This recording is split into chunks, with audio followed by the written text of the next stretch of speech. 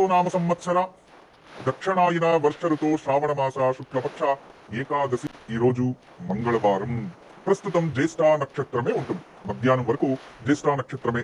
జ్యేష్ఠ నక్షత్రం ఉంది కాబట్టి నిన్నటి రోజు ఏదైతే తారాబలం ఉంటుందో అదే ఈ రోజు మధ్యాహ్నం వరకు ఉంటుంది. మంగళవారం కాబట్టి శుభముహూర్తాలు ఈ రోజు చాలా మంది ఆచరించారు కాబట్టి నిన్నటి తారాబలమే మధ్యాహ్నం వరకు మీరు ఫాలో అవ్వచ్చు. అయితే ఈ రోజు మధ్యాహ్నం తదుపరి మూలా నక్షత్రం. మూలా నక్షత్రం అంటే హనుమంతుడు జన్మించిన నక్షత్రము, సరస్వతీదేవి నక్షత్రము అని అర్థం. దీనికి సంబంధించినట్టుగా ఈ రోజు నాకు జన్మదినోత్సవం అని ప్రియా మరియు ఈ ఒక ఓంకారం వీక్షిస్తున్న జనాలందరూ కూడా చాలా సంతోషంగా వాళ్ళు ఫోన్ చేసి విషెస్ చెప్పడం ఆఫీస్ కి, ఇవి ఎవ్రీ ఇయర్ జరుగుతూ ఉంటుంది. అయితే ఈ సంవత్సరం అటువంటివి ఏది చేయకుండా ప్రశాంతంగా ఈ ఓంకారం ప్రోగ్రామ్ గురించి దేవుడి దగ్గర ఒక దీపం వెలిగించేయండి.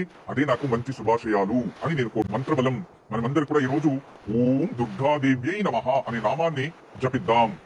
ఓం దుర్గాదేవ్యై నమః, ఓం దుర్గాదేవ్యై నమః, ఓం దుర్గాదేవ్యై నమః, ఓం దుర్గాదేవ్యై నమః. అందరూ కూడా ఈ రోజు మంగళవారం మంగళ గౌరీ వ్రతం జ్యేష్ఠ నక్షత్రంలో వచ్చింది. అందరూ చక్కగా దుర్గాదేవి నామస్మరణ చేయండి. దుర్గాదేవ్యై నమః, వేదంలో దుర్గా సూక్తం ఉంది. దుర్గాదేవ్యై నమః అనే నామం రావడానికి కారణం కూడా ఒక దుర్గా అనే ఒక రాక్షసుని హతమార్చడం వల్ల అమ్మవారు ఆ నామాంకితమయ్యింది అని మనకి దేవీ భాగవతాల్లో మనకి వీటికి ఉల్లేఖనాలు అంటే ఆధారాలు లభిస్తాయి అని అర్థం. అయితే ఈ రోజు ఎవరైతే దుర్గాదేవి నామస్మరణ చేస్తారో వాళ్ళకి దుర్గతి దూరం అవుతుంది, సద్గతి ప్రాప్తిస్తుంది. మంచి మార్గాన్ని మంచి ఆలోచనలతో మంచి ప్రారంభాలు అన్ని కూడా ప్రాప్తిస్తాయి. జీవితంలో ప్రతి మనిషికి కూడా ఏదో ఒక సార్థకత అనేది ఉంటుంది. అంటే చాలా మంది మన జీవిత పర్పస్ ఏంటి అని, కానీ నా వరకు మన జీవితము సార్థకతం అవ్వాలి అంటే ఒక పర్పస్ అనేది జరగాలి అనుకుంటే నలుగురి జీవితంలో దీపం వెలుగులా ఉండడం, నలుగురికి బాధ పెట్టకుండా వాళ్ళ ముఖంలో ఆనందాన్ని నింపితే అదే మన జీవితానికి ఒక గొప్ప సార్థకత నా ప్రకారం. మనం వేరే వాళ్ళని బాధించి వేరే వాళ్ళని ఇబ్బంది పెట్టి మనం ద్రోహం చేసి వాళ్ళకి మోసం చేసి వాళ్ళని మనం ఉపయోగం చేసుకుంటూ మన స్వార్థం కోసం వాళ్ళని జీవితాలు పాడు చేస్తూ మనం జీవితం జీవించడం అది నిజమైన మానవీయత జీవితం కాదు. మీలో దయాగుణం ఉండాలి.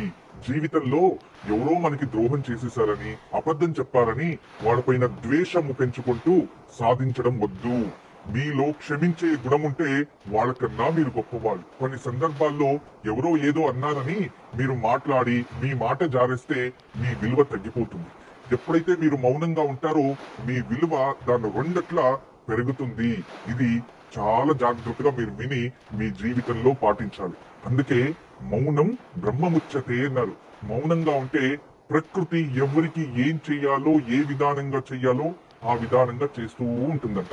జీవితంలో కుటుంబంలో సత్యాన్ని దాచకండి. జీవితంలో కుటుంబంలో ఏదైనా సత్యాన్ని దాచితే భవిష్యత్తులో ఆ సత్యం ఏదో ఒక రోజు బహిరంగమై జీవితమే నష్టమైపోతుంది.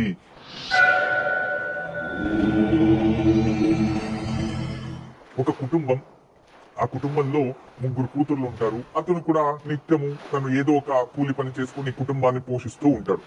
అనుకోకుండా ఆ పెద్ద కూతురు జీవితంలో కాస్త దుర్ఘటన జరుగుతుంది. తన ఇంట్లో ఎప్పుడు చెప్పుకోదు, మనసులోనే పెట్టుకొని ఆ అమ్మాయి తెలియకుండానే యాంగ్జైటీ తెచ్చుకుంటూ డిప్రెషన్కి వెళ్ళి చాలా బాధపడిపోయి ఆఖరికి ఆ అమ్మాయి వివాహ వయస్కరాలైనప్పుడు వివాహం చెయ్యాలి అంటే వివాహం అంటేనే ఆమెకు భయమేస్తూ ఉంటుంది. తర్వాత వివాహం అంటేనే ఆమె జీవితంలో ఏదో ఒక నరక జీవితంగా ఆలోచిస్తూ ఉంటుంది. ఎందుకు అటువంటి పరిస్థితులు వచ్చాయంటే ఆమె జీవితంలో దుర్ఘటన జరిగి దాన్ని దాచడం వల్ల. అదే ఆ ఘటనని అప్పుడే ఇంట్లో కుటుంబ సభ్యులతో తండ్రితోనో అమ్మతోనో చర్చించుకుంటే ఆమె మనసులో ఉన్న భయం బయటకు వచ్చేసేది. అప్పుడు ఆమె ధైర్యంగా ఏదైనా ఎదిరించడానికి శక్తి ఉండేది.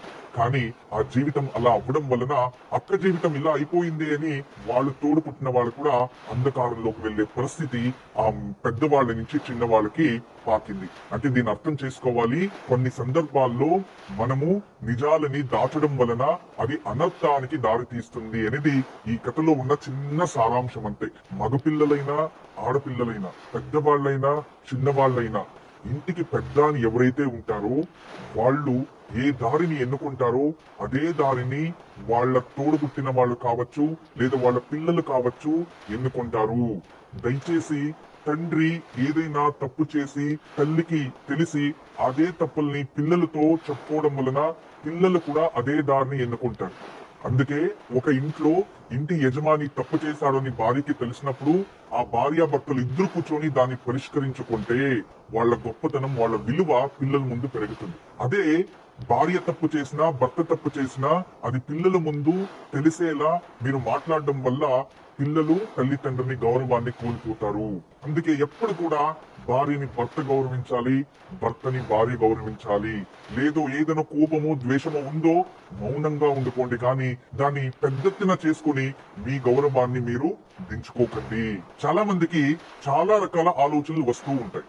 ఎటువంటి ఆలోచనలు అంటే, మనము దానా ధర్మాలు ఎవరికి చేయాలి, దానా ధర్మాలు చేయడం వల్ల మనకి ఎటువంటి పుణ్యఫలం ప్రాప్తిస్తుంది, అది నిజమేనా అంటే దీనికి కూడా ఒక చిన్న కథ తెలియచేస్తా వినండి. ఒక గురువుతో ఒక శిష్యుడు ఉంటాడు. ఆ శిష్యుడు ఎడ్యుకేషన్ పూర్తి అవ్వంగానే అతని ఇంటికి వెళ్ళాలి. ఆ సమయంలో గురువు అనుకోకుండా అతని ముఖం చూసి